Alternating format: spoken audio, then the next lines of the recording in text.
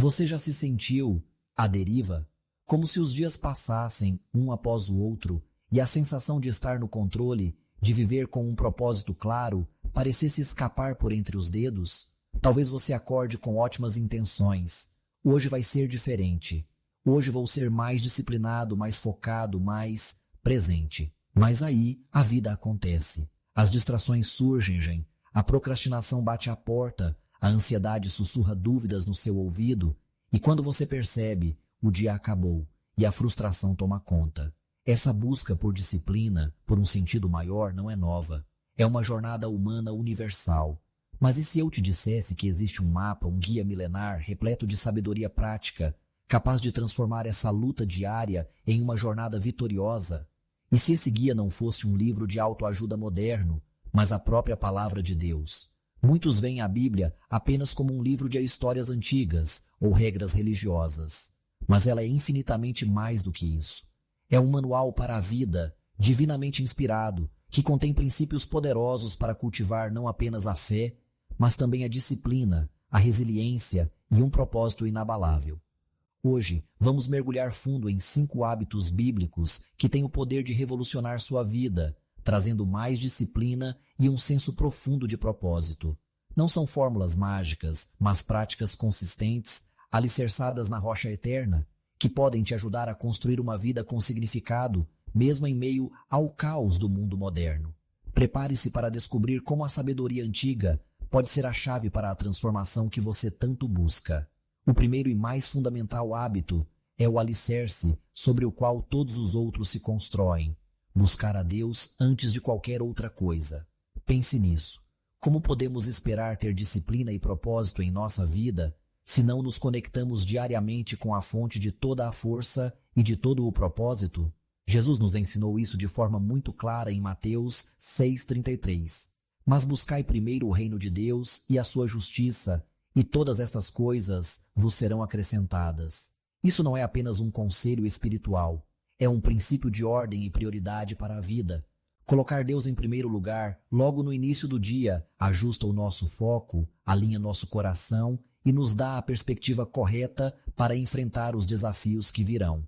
Mas como isso se traduz em um hábito prático? Significa reservar um tempo específico todos os dias para estar a sós com Deus. Não precisa ser horas a fio, especialmente no começo. Comece com 10, 15, 20 minutos. O importante é a consistência e a intenção. O que fazer nesse tempo? Oração. Converse com Deus. Não precisa ser uma oração formal e cheia de palavras difíceis. Fale com Ele como um filho fala com um pai amoroso. Abra seu coração. Confesse seus medos, suas falhas, suas ansiedades. Agradeça pelas bênçãos. Peça orientação para o dia. Interceda por outros. Filipenses 4, 6, 7 nos encoraja. Não andeis ansiosos por coisa alguma. Antes em tudo sejam os vossos pedidos conhecidos diante de Deus, pela oração e súplica, com ações de graças. E a paz de Deus, que excede todo o meu entendimento, guardará os vossos corações e os vossos pensamentos em Cristo Jesus. Percebe? A oração não é só pedir. É um caminho para a paz que guarda nossa mente da ansiedade.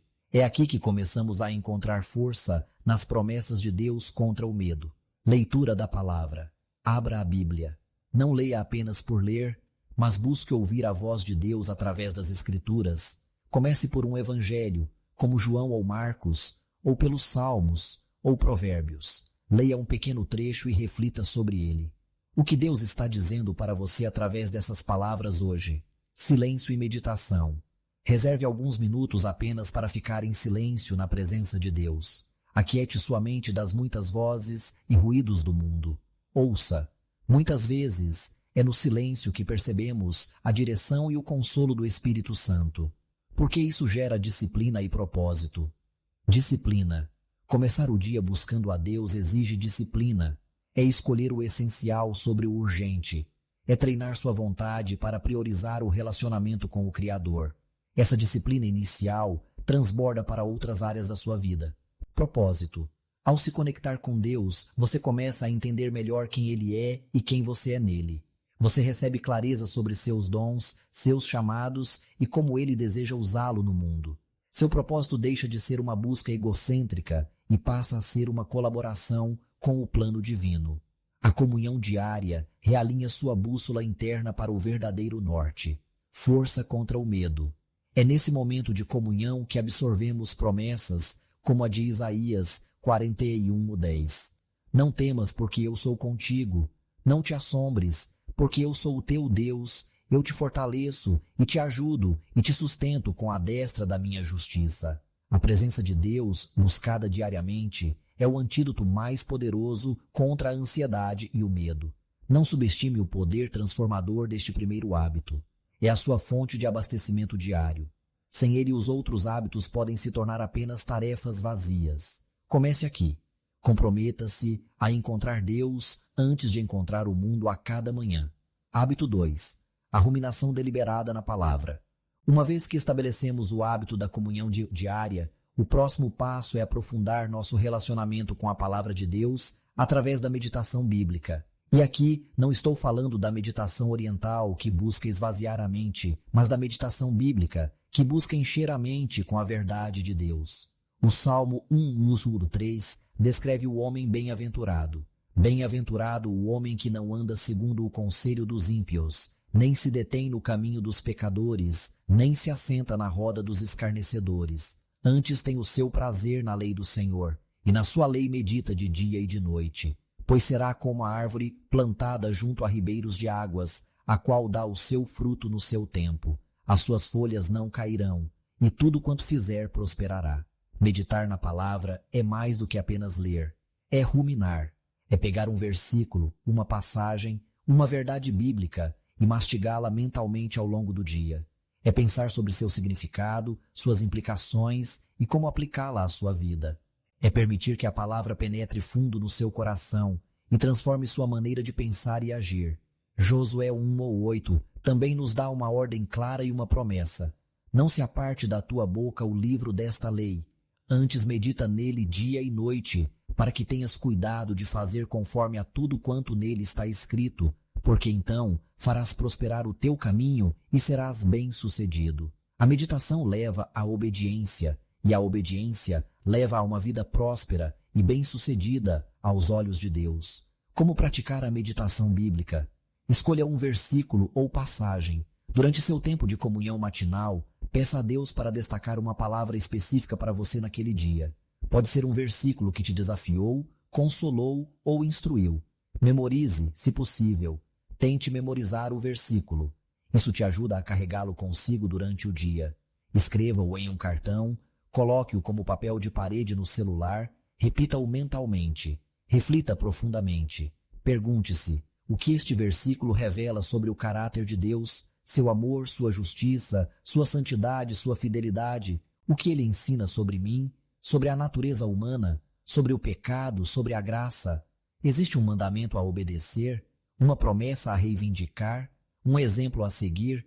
Um pecado a evitar? Como posso aplicar esta verdade específica à minha situação atual, aos meus relacionamentos, ao meu trabalho, às minhas decisões hoje? Ore a palavra. Transforme o versículo em oração. Se for um mandamento, peça força para obedecer. Se for uma promessa, agradeça e peça fé para crer. Se for um atributo de Deus, adore-o por quem ele é. O impacto na disciplina, propósito e ansiedade. Disciplina mental. Meditar na palavra treina sua mente a focar na verdade de Deus, em vez de se deter em pensamentos negativos, ansiosos ou inúteis. Romanos 12:2 nos chama a sermos transformados pela renovação da nossa mente. A meditação bíblica é a ferramenta principal para isso. Ela disciplina seus padrões de pensamento. Clareza de propósito. Quanto mais você medita na palavra, mais a vontade de Deus se torna clara para você. Você começa a ver o mundo e suas circunstâncias através das lentes da eternidade. Suas decisões se tornam mais alinhadas com os valores do reino e seu senso de propósito se aprofunda à medida que você entende seu papel no grande plano de Deus. Antídoto contra a mentira: medo e ansiedade. Medo e ansiedade muitas vezes se alimentam de mentiras que acreditamos sobre Deus, sobre nós mesmos ou sobre nossas circunstâncias. A meditação na palavra nos enche da verdade. Quando a ansiedade sussurrar, você não vai conseguir, a palavra meditada pode responder com Filipenses 4:13. Posso todas as coisas naquele que me fortalece. Quando o medo disser, você está sozinho, a verdade de Hebreus 13:5 ecoará. Nunca te deixarei, nem te desampararei. É um combate espiritual travado na mente, e a meditação nos arma com a espada do Espírito, que é a palavra de Deus. Efésios 6, 17. Lembre-se de 2 Timóteo 1:7. Porque Deus não nos deu o espírito de temor, mas de fortaleza, e de amor, e de moderação. Meditar nessas verdades internaliza essa fortaleza. Esse hábito transforma a leitura bíblica de uma tarefa para uma fonte viva de sabedoria, força e direção, moldando seu caráter e solidificando seu propósito dia após dia. Hábito 3. A prática intencional do serviço e da generosidade. Os dois primeiros hábitos focam em nosso relacionamento vertical com Deus. O terceiro hábito nos chama a viver nossa fé horizontalmente, impactando o mundo ao nosso redor através do serviço e da generosidade. Pode parecer contraintuitivo, mas servir aos outros é uma das formas mais poderosas de encontrar propósito e cultivar a disciplina. Jesus, nosso maior exemplo, não veio para ser servido, mas para servir. Marcos 10, 45. Ele nos chamou a fazer o mesmo. Em um mundo que constantemente nos diz para focarmos em nós mesmos, em nossos próprios desejos e necessidades, a Bíblia nos aponta na direção oposta. Olhar para fora, para as necessidades dos outros. Gálatas 5:13 nos instrui. Porque vós, irmãos, fostes chamados à liberdade. Não useis então da liberdade para dar ocasião à carne, mas servi-vos uns aos outros pelo amor. Nossa liberdade em Cristo não é para autoindulgência, mas para o serviço amoroso.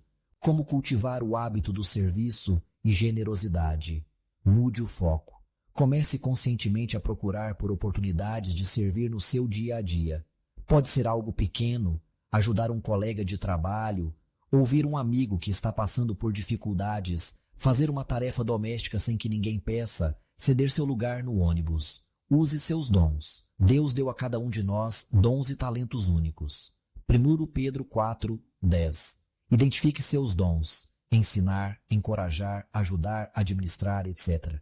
E procure maneiras de usá-los para abençoar sua igreja, sua comunidade ou seu local de trabalho. Servir na área dos seus dons traz realização e propósito. Seja generoso. Tempo, talentos e tesouros. A generosidade vai além do dinheiro. Seja generoso com seu tempo, oferecendo-o para ajudar alguém.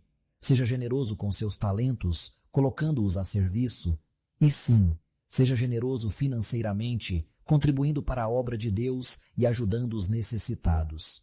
2 Coríntios 9:7 nos lembra de dar com alegria. Cada um contribua segundo propôs no seu coração, não com tristeza ou por necessidade, porque Deus ama ao que dá com alegria. Pratique a hospitalidade. Abrir sua casa e sua vida para outros é uma forma poderosa de serviço e generosidade. A conexão com disciplina, propósito e bem-estar. Disciplina do ego. Servir aos outros exige que neguemos nosso egoísmo e nossa inclinação natural para o conforto e a conveniência. Requer disciplina para colocar as necessidades dos outros antes das nossas, mesmo quando estamos cansados ou ocupados. Essa disciplina fortalece nosso caráter cristão. Propósito encontrado na ação. Muitas vezes, encontramos nosso propósito não em introspecção passiva, mas em ação significativa. Ao servir, descobrimos como Deus pode nos usar para fazer a diferença na vida das pessoas. Isso traz um senso de utilidade e significado que o egocentrismo jamais pode oferecer. Atos 20:35 ecoa as palavras de Jesus. Mais bem-aventurada coisa é dar do que receber. Essa bem-aventurança é a alegria profunda de viver um propósito maior, alívio da ansiedade e foco excessivo em si mesmo. Quando estamos constantemente focados em servir aos outros, temos menos tempo e energia mental para nos determos em nossas próprias preocupações, medos e ansiedades. O serviço nos tira de dentro de nós mesmos e nos conecta com a realidade e as necessidades do mundo, muitas vezes colocando nossos próprios problemas em perspectiva. Ver Deus nos usar para abençoar outros também fortalece nossa fé em sua provisão e cuidado por nós. Adotar o hábito do serviço e da generosidade não é apenas sobre fazer o bem. É sobre se tornar mais parecido com Cristo, disciplinar nossa natureza egoísta e descobrir a da alegria profunda e o propósito duradouro que vem de viver para algo maior do que nós mesmos. Percebe como esses princípios bíblicos são incrivelmente práticos e transformadores? Estamos apenas no terceiro hábito e já podemos sentir o potencial de mudança. Se essas ideias estão ressoando com você, se você sente que sua vida pode ser mais disciplinada e com mais propósito ao aplicar essa sabedoria milenar, mostre seu apoio. Dê um like neste vídeo para que mais pessoas possam encontrá-lo. Compartilhe com aquele amigo ou familiar que você sabe que está buscando essa mesma transformação. Comente aqui embaixo. Qual desses 3 primeiros hábitos você sente que precisa começar a praticar hoje? E claro, se ainda não faz parte da nossa comunidade, inscreva-se no canal e ative o sininho para não perder os próximos conteúdos que preparamos para te fortalecer e encorajar na sua jornada de fé e desenvolvimento pessoal. Sua participação nos ajuda a continuar trazendo mensagens como esta. Agora vamos ao 4º hábito, que cuida da nossa ferramenta mais essencial nesta jornada. O cuidado com o templo do Espírito Santo, saúde física e mental. Pode surpreender alguns, mas cuidar da nossa saúde física e mental não é apenas uma questão de bem-estar ou estética, é um princípio bíblico fundamental. O apóstolo Paulo nos faz uma pergunta retórica poderosa em 1 Coríntios 6:19-20. Ou não sabeis que o vosso corpo é o templo do Espírito Santo, que habita em vós, proveniente de Deus, e que não sois de vós mesmos? Porque fostes comprados por bom preço. Glorificai, pois, a Deus no vosso corpo e no vosso espírito, os quais pertencem a Deus. Nosso corpo não é nosso, é um presente de Deus. E mais do que isso, é a morada do seu espírito. Isso muda tudo. Cuidar do nosso corpo e da nossa mente se torna um ato de adoração, de mordomia responsável. Como podemos servir a Deus com energia, clareza e perseverança se negligenciamos o veículo que Ele nos deu? Cultivar o hábito de cuidar do templo é essencial para uma vida disciplinada e com propósito. Aspectos práticos do cuidado com o templo. Alimentação consciente. Não se trata de dietas radicais, mas de fazer escolhas sábias e equilibradas na maior parte do tempo. Honramos a Deus quando nutrimos nosso corpo com alimentos que nos dão saúde e energia, em vez de constantemente enchê-lo com coisas que nos prejudicam e nos deixam lentos ou doentes. Pense em moderação e gratidão pelo alimento. Movimento regular. Nosso corpo foi feito para se mover. O exercício físico regular não beneficia apenas o corpo, controle de peso, saúde cardiovascular, mas também a mente, redução do estresse, melhora do humor, aumento da clareza mental. Encontre uma atividade que você goste e seja consistente. Pode ser caminhar, correr, nadar, dançar, praticar esportes. O importante é se mover. 1. Descanso adequado. Em nossa cultura obcecada pela produtividade, o descanso é muitas vezes visto como preguiça. Mas Deus instituiu o descanso desde a criação, o sábado. O sono reparador é crucial para a recuperação física e mental, para a consolidação da memória e para a regulação emocional. Negligenciar o sono afeta nossa capacidade de ter disciplina e tomar boas decisões. 2. Saúde mental e emocional. Cuidar do templo inclui cuidar da nossa saúde mental. Isso envolve gerenciar o estresse de forma saudável, através da oração, meditação na palavra, hobbies, tempo na natureza, estabelecer limites saudáveis em relacionamentos e no trabalho e buscar ajuda profissional, terapeuta, conselheiro cristão, quando necessário. Não há vergonha em cuidar da saúde mental, é parte da boa mordomia. 3. Evitar substâncias nocivas. Isso inclui o abuso de álcool, o uso de drogas, o tabagismo e qualquer coisa que cause dependência e prejudique claramente nossa saúde física ou mental, comprometendo nossa capacidade de servir a Deus e aos outros. Como o cuidado com o templo impulsiona a disciplina e o propósito. Disciplina holística. Cuidar da saúde exige disciplina diária. Escolher a salada em vez da fritura. Levantar para se exercitar quando a vontade é ficar na cama. Desligar as telas para dormir na hora certa. Essa disciplina física fortalece a disciplina mental e espiritual. É um treino constante da vontade. Capacidade para o propósito. Um corpo e uma mente saudáveis nos dão a energia, a resistência e a clareza mental necessárias para perseguir nosso propósito com vigor. A fadiga crônica, a doença constante ou a névoa mental dificultam enormemente viver uma vida com propósito e servir aos outros eficazmente. Cuidar de si mesmo não é egoísmo, é equipar-se para a missão. Romanos 12:1 nos chama a apresentar nossos corpos como sacrifício vivo, santo e agradável a Deus, que é o nosso culto racional. Um corpo bem cuidado está mais apto para esse serviço. Resiliência contra a adversidade, incluindo ansiedade, a saúde física e mental estão interligadas. O exercício libera endorfinas que combatem o mau humor e a ansiedade. Uma boa noite de sono regula as emoções. Uma alimentação equilibrada impacta a química cerebral. Cuidar do corpo fortalece nossa capacidade de lidar com o estresse e as pressões da vida, tornando-nos mais resilientes diante dos desafios e menos suscetíveis aos ataques de medo e ansiedade. Este hábito nos lembra que nossa fé não é desencarnada. Vivemos neste corpo e glorificar a Deus envolve cuidar bem dele, como um administrador fiel cuida dos bens do seu Senhor. Hábito 5.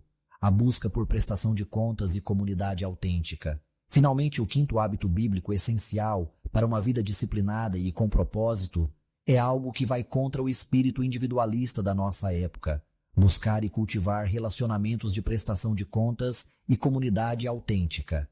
A jornada cristã e a busca por crescimento pessoal não foram feitas para serem percorridas sozinhas. Hebreus 10, 24-25 nos exorta: e consideremo-nos uns aos outros para nos estimularmos ao amor e às boas obras, não deixando a nossa congregação, como é costume de alguns, antes admoestando-nos uns aos outros, e tanto mais quanto vedes que se vai aproximando aquele dia. Precisamos uns dos outros, precisamos de irmãos e irmãs em Cristo que nos encorajem, nos desafiem, celebrem conosco nas vitórias e nos apoiem nas lutas. A comunidade cristã autêntica é o ambiente que Deus projetou para o nosso crescimento, proteção e perseverança. Elementos da prestação de contas e comunidade. 1. Participação ativa na igreja local. A igreja não é um prédio ou um evento de domingo. É o corpo de Cristo, a família de Deus. Envolva-se ativamente em uma igreja local onde a palavra é pregada fielmente. Participe dos cultos, sirva em algum ministério, contribua. É lá que encontramos ensino, adoração corporativa e oportunidades de servir e ser servido. 2. Grupos pequenos ou células. É nos grupos menores que a comunidade se torna mais profunda e pessoal. Encontre um pequeno grupo onde você possa compartilhar suas lutas e alegrias de forma mais íntima, orar uns pelos outros, estudar a Bíblia juntos e aplicar a palavra à vida diária. É nesse ambiente que a prestação de contas se torna real. 3. Relacionamentos de mentoria e discipulado. Busque pessoas mais maduras na fé que possam te mentorear e discipular. E à medida que você cresce, esteja disposto a fazer o mesmo por outros. Ter alguém a quem prestar contas sobre seus hábitos, suas lutas contra o pecado, suas metas espirituais é incrivelmente poderoso para manter a disciplina. 4.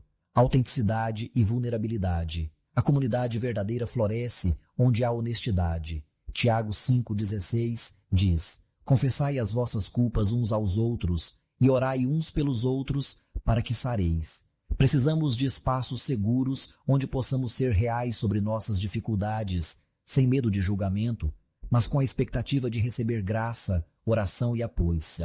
Correção terá e encorajamento mútuos. Provérbios 27:17 afirma: como o ferro com o ferro se afia, assim o homem afia o rosto do seu amigo. A comunidade nos afia. Isso inclui receber e dar correção amorosa quando necessário, e também oferecer encorajamento constante para perseverar na fé e nas boas obras. Como a comunidade fortalece a disciplina, o propósito e combate o medo. Disciplina compartilhada. É muito mais fácil manter a disciplina na oração, leitura bíblica, serviço, cuidado com a saúde, quando sabemos que temos irmãos e irmãs caminhando conosco, nos perguntando como estamos indo e nos incentivando. A prestação de contas nos ajuda a não desistir quando a motivação falha. Propósito coletivo. Nosso propósito individual se encaixa em um propósito maior, o do corpo de Cristo. Na comunidade, descobrimos como nossos dons complementam os dos outros para cumprir a missão da igreja. Servimos juntos, alcançamos outros juntos e encontramos significado em fazer parte de algo maior do que nós mesmos. Força contra o isolamento, raiz de medo e ansiedade. O isolamento é um terreno fértil para o medo, a ansiedade e o desânimo. Satanás adora atacar ovelhas desgarradas. A comunidade nos protege. Saber que não estamos sozinhos em nossas lutas, que outros entendem e se importam, é um poderoso bálsamo para a alma ansiosa. Compartilhar fardos, Gálatas 6:2, torna-os mais leves. Ouvir testemunhos de fidelidade de Deus na vida de outros fortalece nossa própria fé e dissipa o medo. A oração conjunta tem um poder imenso.